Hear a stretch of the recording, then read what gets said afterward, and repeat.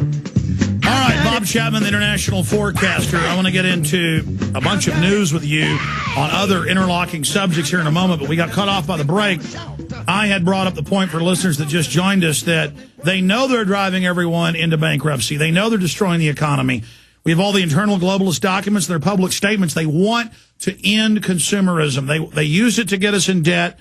Now they want to lower our carbon footprint. They want to bankrupt us so we're dependent on government. This is economic conquest. This is bondage. And you were agreeing with me and started to make a point as we ran into break. Right, and I think we're going to see inflation build up very quickly over the next perhaps 12 months. And after that, they'll probably pull the plug and they'll take all of these nations down together and the whole world will go with them. And that's where I think this is all headed, and that's why they triggered Greece as the governmental leader into the abyss, so to speak. And, of course, if they continue to have higher unemployment and lower economic output, that will bring on deflation and cut off the inflation, which is in process. So that will be their way of getting rid of the inflation which they've created, and will dive into a deflationary depression. And we will, nation by nation, get in trouble, and then they'll have their big meeting, and they'll try to institute a world currency, which won't work. And but I do think that they will be able to put into place a world economic trading currency with G20 currencies in an index that would be weighted. And I think that that's going to happen. We're going to get more into gold and the economy and ways to stop this, because if we expose these people and point out what they're doing, it's going to be that much harder. And people thought we couldn't beat Copenhagen, and we did. They thought we couldn't expose the flu fraud. We've done that. The media now admits it's a hoax. They didn't think we could beat healthcare. We've got a great chance of doing it now. We've gone from it being impossible, they told us, to it's very hard for them to get it passed. Again, the people are waking up. But I wanted to shift gears into some other subjects now here with you, Bob Chapman. Chief among them, as predicted, we now have all these big headlines. 9/11 truther shoots police at Pentagon. And within 2 hours of this event, they had his name, they had his supposed web comments on message boards. You've got, depending on the poll, 36 to 84%. It's wide-ranging, with the lowest polls, scientific or 36, are 9/11 truthers question the official story. So I guess anytime a third of the country commits a crime, they'll say they were a 9/11 truther. I saw Beck and O'Reilly, and I also saw Matthews and others the last 2 months. You've been on the show and I've been warning of this, saying 9/11 truthers are going to kill Obama, attack bases. Mark my words.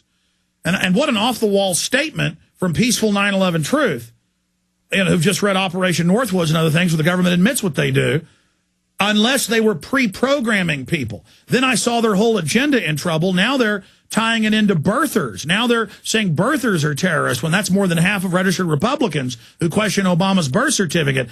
And so you've got the patriots that recognize the enemy banks, the New World Order, and they're going to need to run false flags against us. And now more evidence the Stack thing was staged. We know the underwear bombing was staged. The feds even admitted they helped him get on the plane, protected him, for part of national security operation. That's mainstream news. This thing stinks to high heaven. Beck's now out today, just absolutely going crazy, saying, see, I told you. See, I told you. And I'm trying to find my Times of London headline. Here it is. Give me a document cam shot for prisonplanet.tv viewers. September 11th, conspiracy theorist opens fire at Pentagon. And within 2 hours of it, they had these headlines going out, Bob. And then we had the case of Jeremy Tallis, We Are Changer, out there protesting the police and firemen and medical workers dying from the dust at an event. Out of a dark doorway comes a man with a handicapped girl in a wheelchair screaming, don't attack my daughter, ramming it into him. The witnesses all saw this. The news put out that 9/11 truther attacks handicapped girl. Look at how staged that is. And then they went to court and fought it, and I told Tallis, don't plea bargain, you have the witnesses. And the Secret Service wouldn't lie, NYPD did, and said, no, he was attacked, they attacked him, and so they lost in court, and the New York Post had to retract. The point is, they're running serious psyops.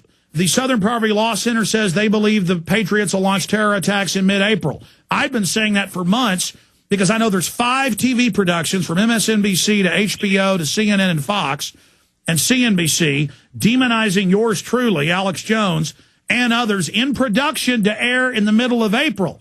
So they'll have all these shows demonizing us right when they stage the event. Now, by exposing it may not happen, but I just gave people a briefing on what's going on. But Bob, I mean, this stinks to high heaven. Well, it's just proof positive that, as you pointed out, that they are running these psyops and they are using in-depth psychological warfare and propaganda. And you can even see the timing of it because you've had access to it. And, you know, goodness knows it goes on every day in very subtle and very professional fashion on television. And these poor souls who watch all these programs in the news, they don't know which end is up. And that makes up probably half the population. And so it's up to us to be able to get the word to them and say, hey, stop.